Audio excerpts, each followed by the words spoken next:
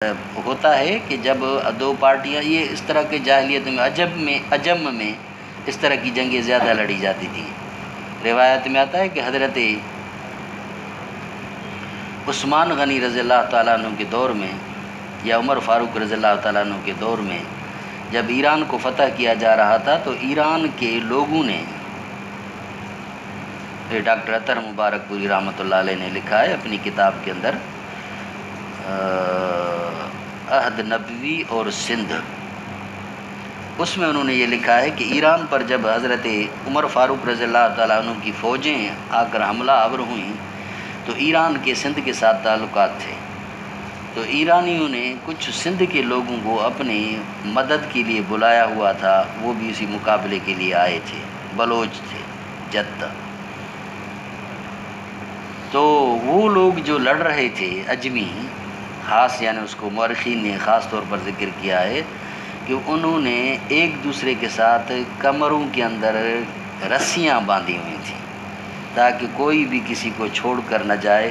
بلکہ آخر دم تک جو ہے وہ اسی طرح وہ لڑتا رہے، میدان کو بھی کوئی بھی نہ چھوڑ سکے۔ اس طرح ان لوگوں نے یہ لڑائی کی تھی۔ تو یہ ذات سلاسل، یہ لڑائی جو ان لوگوں نے کی تھی غزوہ لخم والا یا اسحاق یا جو اور لڑائیاں ہوئی تھیں، بلی و عذرا، بنی قین، جتنے بھی ہیں یہ سب کے سب جو تھے، یہ ان لوگوں نے بھی اس طرح لڑائی لڑی تھی حضرت عمرو بن عاص رضی اللہ تعالیٰ عنہ سے، چونکہ حضور صلی اللہ علیہ وسلم کو یہ اطلاع پہنچی کہ اس طرح جو ہے وہاں کچھ لشکر جمع ہو رہا ہے جن کو تھوڑی سی خارش ہو رہی ہے اور حملہ کرنے کے لیے سوچ رہے ہیں، تو حضور صلی اللہ علیہ وسلم نے حضرت عمرو بن عاص رضی اللہ تعالیٰ عنہ کو ان کی سرکوبی کے لیے مبعوث فرمایا۔ پھر اس کے بعد حضرت ابو عبیدہ بن جراح بھی آئے، اور عمرو بن عاص جو تھے وہ نئے نئے مسلمان ہوئے تھے اور بڑے جنگی ماہر تھے، اس لیے حضرت ابو بکر اور حضرت عمر بھی اسی میں آئے ہیں، لیکن امارت حضور صلی اللہ علیہ وسلم نے حضرت عمرو بن عاص کو دی ہے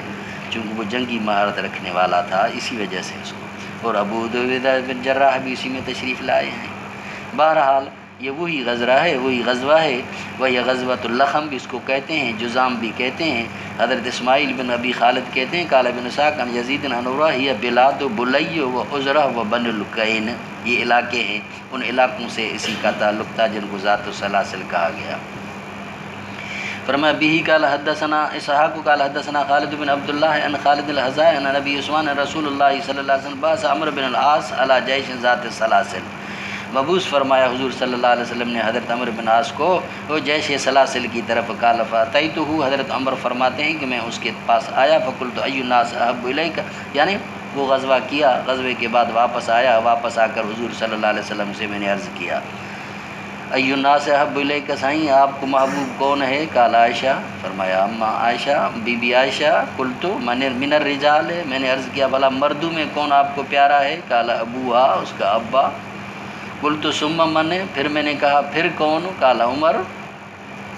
فعد رجالا، حضرت عمرو بن عاص فرماتے ہیں کہ حضور صلی اللہ علیہ وسلم نے کئی صحابہ کا ذکر فرمایا، فسکت، تو میں خاموش ہو گیا، مخافت ان یجلنی فی آخرہم، مجھے یہ خوف ہوا کہیں حضور صلی اللہ علیہ وسلم آخری میرا نام نہ لے، اس لیے جب بی بی بلی ڈکی بلی میں نے آگے حضور سے نہیں پوچھا۔ تو اس سے یہی ثابت ہوا کہ حضور صلی اللہ علیہ وسلم حضرت ابو بکر صدیق رضی اللہ تعالیٰ عنہ کو فضیلت دیتے تھے، اور ان کے بارے میں رتبہ تھا حضرت ابو بکر صدیق رضی اللہ تعالیٰ عنہ کا۔ باب ذہاب جریر الی الیمن، حضرت جریر کا یمن کی طرف جانا، ایک جریر جو خلصہ کی طرف گئے تھے، اور دوسرا یہ جریر کا جانا، حضرت جریر بن عبداللہ بجلی رضی اللہ تعالیٰ عنہ کا یہ یمن کی طرف جانا، یہ بھی اسی غرض کی طرف گئے تھے۔ ذات قلعہ، ذل قلعہ ذا عمر بہت بڑے رئیس تھے، مقدم تھے، ان کی طرف جا کر یہ تبلیغ کے لیے حضرت جریر کو حضور صلی اللہ علیہ وسلم نے بھیجا تھا۔ یہ مختلف مشنیں اس طرح کی یمن کی طرف آپ صلی اللہ علیہ وسلم نے مبعوث فرمائی ہیں، تبلیغی مشنیں بھی ہیں، غزوے والے بھی ہیں، اور اس طرح غنیمت حاصل کرنے کے لیے حضرت علی رضی اللہ تعالیٰ عنہ گئے ہیں، حضرت خالد جو ہے وہ لڑائی کے لیے گئے ہیں، یہ حضرت جریر بھی تبلیغ کے لیے گئے ہیں۔ فرمایا بہی قال حدثني عبد الله بن ابی شیبہ الابسی قال حدثنا ابن ادریس عن اسماعیل بن ابی خالد عن قیس عن جریر، حضرت قیس حضرت جریر سے قال كنت بالیمن، میں یمن میں رہا کرتا، یمن میں تھا، فلقیت رجلین من اہل الیمن، میں ملا دو شخصوں سے جو یمنی تھے، ایک کا نام ذل قلع تھا، دوسرا کا نام ذر عمر تھا، فجعلت احدث من رسول اللہ صلی اللہ علیہ وسلم، میں شروع ہوا ان کو حضور صلی اللہ علیہ وسلم کے اوصاف جمیلہ میں ان کو بتلا رہا تھا، دونوں کو میں تفصیلات حضور صلی اللہ علیہ وسلم کی زندگی مبارک کا اسوہ حسنہ میں ان کو بتلا رہا تھا۔ فرمایا فقال له ذو امر، حضرت مجھے ذو امر کہنے لگے ولئن کان الذی تذکر، اب جس شخص کا تم تذکرہ کرتا ہے من امر صاحب کا، اپنے ساتھی کے معاملے کا، لقد مر علی اجلہ منذ ثلاث، ارے بابا اس تو 3 دن ہو گئے، وہ تو فوت ہو گیا ہے۔